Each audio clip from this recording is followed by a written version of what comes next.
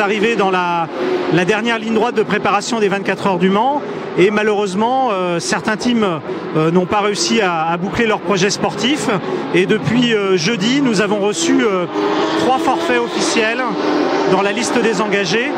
Le premier jeudi touchait une équipe engagée dans la catégorie GT1, le PK Racing.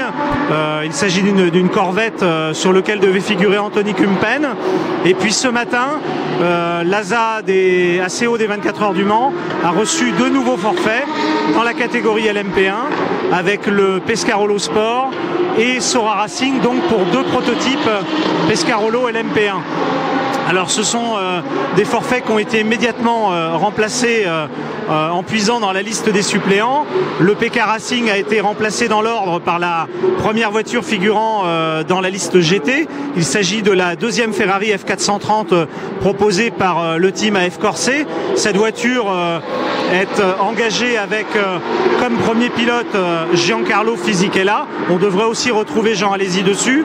Et puis les 2 forfaits reçus ce matin de Pescarolo Sport et de Sora Racing font entrer dans la liste l'écurie KSM qui est une écurie engagée en catégorie LMP2 avec une Pescarolo. Et puis comme nous n'avons plus de suppléants dans la catégorie prototype, nous avons donc fait appel à la première voiture à nouveau disponible dans la liste GT et il s'agit de la Ford GT du Matec Racing, donc la 2e voiture de l'écurie Matec qui elle est proposée avec comme pilote numéro 1 Thomas Mutch. Avec ces 3 changements, il reste encore une voiture sur la liste des suppléantes. Il s'agit d'une voiture de la catégorie GT2 engagée par Spiker, le Spiker Squadron, qui pourra donc encore éventuellement remplacer un forfait éventuel.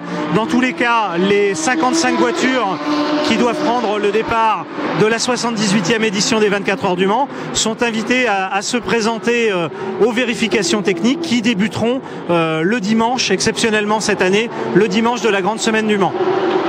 Voilà, c'est donc un plateau de qualité qui est invité à participer aux 2 séances d'essais qualificatives qui se dérouleront le mercredi 9 et le jeudi 10. Essais libres et essais qualificatifs le 9, 2e séance d'essais qualificatifs le jeudi 10. Et puis bien évidemment, le départ de la 78e édition des 24 heures du Mans. Ce sera le samedi 12 juin à 15 h, arrivé le dimanche 13 à 15 h.